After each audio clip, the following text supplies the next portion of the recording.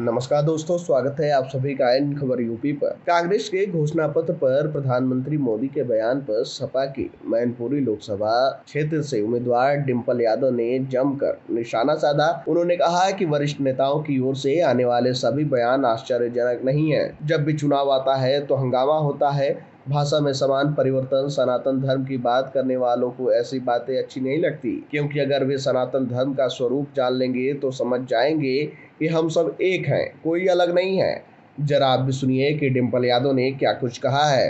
Congress manifesto पर PM Modi ने कड़ा प्रहार करते हुए कहा है कि उन्हें लगता है कि उनके मैनिफेस्टो पर मुस्लिम लीग की छाप है। मैं समझती हूँ जितने भी बयान आ रहे हैं वरिष्ठ नेताओं के, ये बहुत आश्चर्यजनक नहीं है। जब जब चुनाव आते हैं इस तरह की भाषा में बदलाव आता है और जो सनातन धर्म और की बात करते हैं, मैं समझती हूँ उन लोगों के मुख से ऐसी बातें अच्छी नहीं लगती हैं। तो जो सनातन धर्म का जो स्वभाव है, अगर ये लोग समझेंगे तो आप जानेंगे कि कोई भी अलग नहीं है, हम सब एक ही हैं।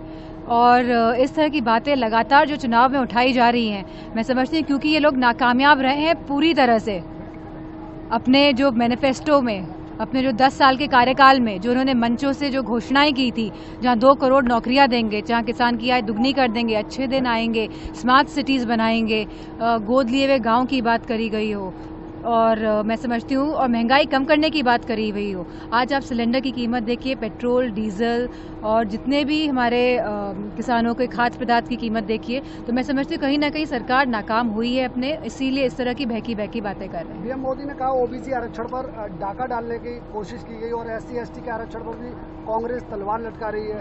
कांग्रेस 2014 में जो सरकार 10 साल में कोई काम नहीं कर पाई है, किसी भी युवा, सारे वर्ग, हमारे युवा वर्ग, हमारा किसान वर्ग, हमारे महिलाएं, हमारी बेटियां और हमारे जवान, हम इनका पर्दाफाश हो चुका है। अब ये लोग जान चुके हैं लोग कि यह सरकार काम नहीं करेगी और खाली मीडिया के माध्यम से ये प्रचार और प्रसार में लाखों करोड़ों रुपए देगी आप लोगों को, और इसी के साथ ये चंदे के माध्यम से लाखों करोड़ों रुपए लेगी बड़े बड़े उद्योगपतियों से। धर्म के आधार पर कांग्रेस आरक्षण की बात कर रही है, ऐसा भी पीएम मोदी। आप, मुझे लगता है कि कांग्रेस के यहाँ पे बहुत सारे प्रतिनिधि आपको क्षेत्र में मिल जाएंगे, अगर आप उनसे बात करेंगे तो अच्छा रहेगा।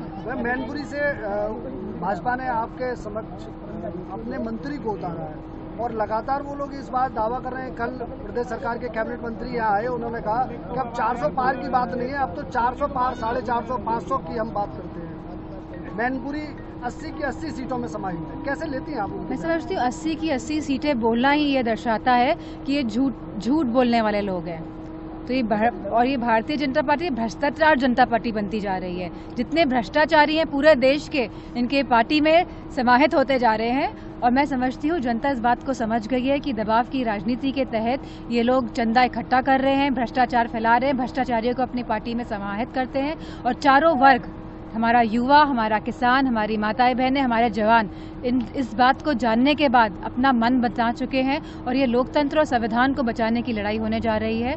और मेरा मानना है कि इस बार जो परिणाम रहेंगे वो बहुत ही आशाजनक रहेंगे। और इसके साथ मैं ये भी कहना चाहूँगी कि जब ये परिणाम आशाजनक रहेंगे तो बहुत सारी युवाओं के लिए रोजगार खुलेंगे, माताओं बहनों को बहुत ज़्यादा पेंशन मिलेगी और हम सभी काम करेंगे। और मैं सभी जनता का धन्यवाद देना चाहूँगी। आपने अपने उद्बोधन में अभी कह रही थी कि आप जिनके परिवार नहीं होते वो राशन को लेकर कुछ भाषण दे रही थी, क्या था वो चीज़ पूरी, क्या कहना चाह रही थी? मैं कहना चाह रही थी कि पहले राशन में, आज से 10 साल पहले का अगर आप आकलन कर लेंगे तो राशन में हमको चावल मिलता था, तेल मिलता था, चीनी मिलती थी और इसके साथ गेहूं या आटा भी मिलता था। लेकिन अब यह सरकार ने इस राशन में भी चोरी करके खाली बाजरा देने का काम किया है। मैं समझती हूँ जनता समझ रही है, जान रही है और सब समाज और सब वर्ग के लोग एक साथ आ रहे हैं भाजपा को हटाने के लिए।